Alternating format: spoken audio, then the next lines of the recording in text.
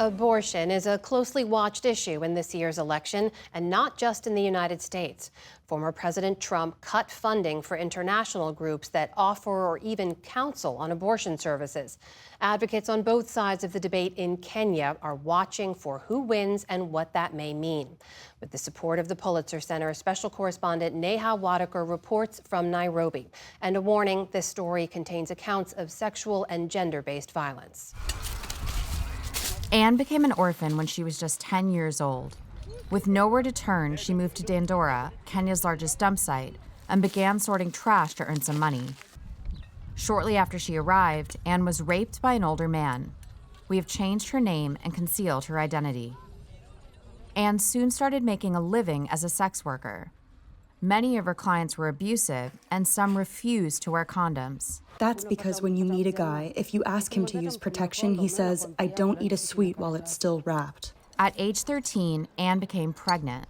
Nearly 1 in 5 Kenyan girls becomes pregnant before they're 18, in part due to poverty and lack of sex education and access to contraception. Back in 2004, abortion was completely illegal in Kenya. Anne used black market pills for her first abortion.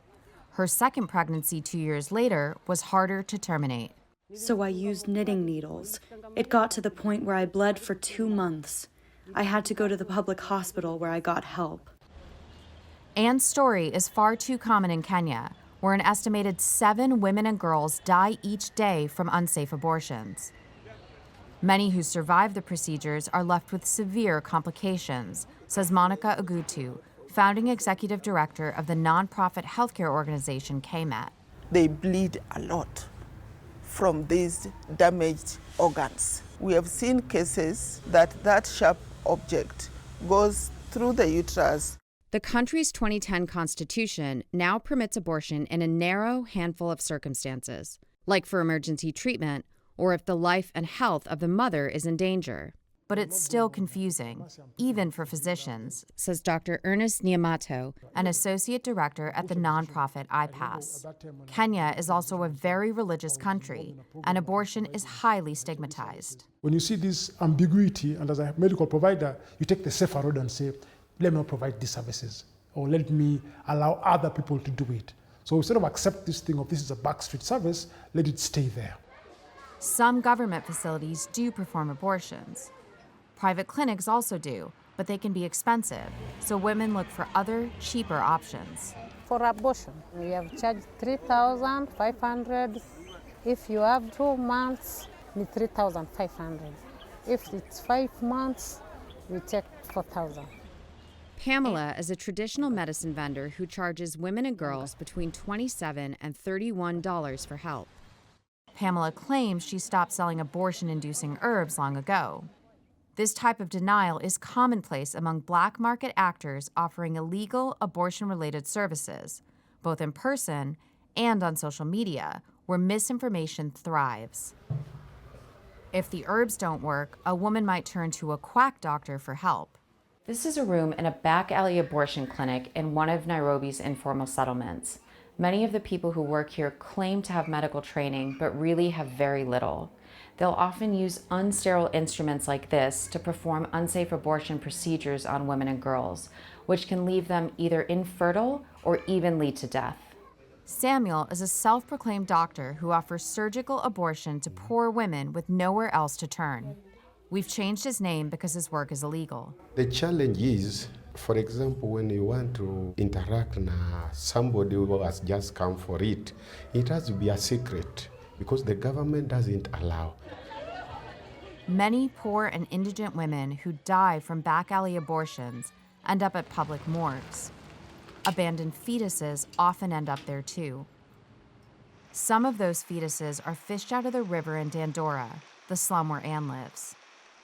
After her own 2 abortions, Anne helped other women and girls abort around 150 pregnancies using a rusty pair of knitting needles.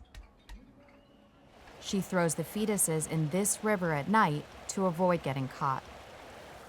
Do you ever feel any guilt? Yes, I do. That's because we're taking the life of young babies. But we have to do that because we have no other choice. Since Kenya adopted its 2010 constitution, the country's judges have expanded abortion access through several major court decisions. But after Roe v. Wade was overturned in 2022 in the United States, abortion rights advocates became concerned that the same thing could happen in Kenya. One of the groups pushing for those decisions to be overturned is the Kenya Christian Professionals Forum, led by a constitutional lawyer named Charles Kanjama. We believe that abortion is not care. Abortion doesn't save lives. Abortion takes lives.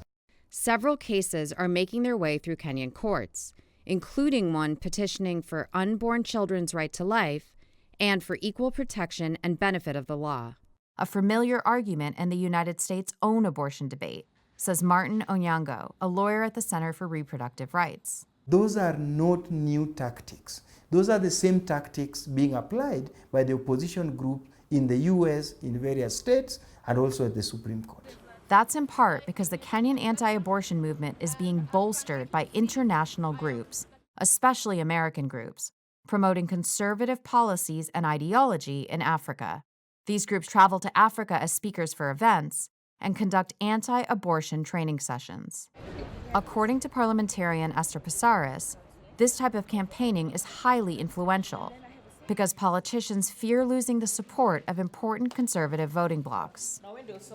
I think the idea that you will offend the church, the idea that you will lose votes if the church doesn't endorse you as a candidate. There are huge sums of money flowing from American conservative groups into the continent of Africa. A 2020 investigation by Open Democracy revealed that $54 million flowed from U.S. Christian right groups to Africa between 2008 and 2018. Many of these groups are led by prominent American evangelicals with close ties to former President Donald Trump and his administration. To protect the unborn, I have reinstated a policy first put in place by President Ronald Reagan. Trump also reinstated and expanded the Mexico City policy, known as the Global Gag Rule, which restricts U.S. funding to any international organization that performs or even counsels on abortion. These policies emboldened anti-abortion advocates during his term. They don't use federal funds to support pro-abortion organizations. So the noise of pro-abortion in our countries goes down. They also created a chilling effect for Kenyan reproductive health care providers like KMET, who chose to lose $3 million in U.S. funding rather than stopping abortion-related services. We had 15 staff that we laid off. It was the most difficult moment for me as the CEO of the organization. With an American election around the corner, Kenyans on both sides of the issue are waiting to see which way the chips fall. Depending on the government that is elected in the United States, we may have either continued progress in realizing reproductive rights, or we can go back. We can lose the gains that we have made. The stakes are highest for Kenyan women and girls, who will feel the greatest impact if abortion rights are rolled back once again. For PBS NewsHour, I'm Neha Wadekar in Nairobi, Kenya.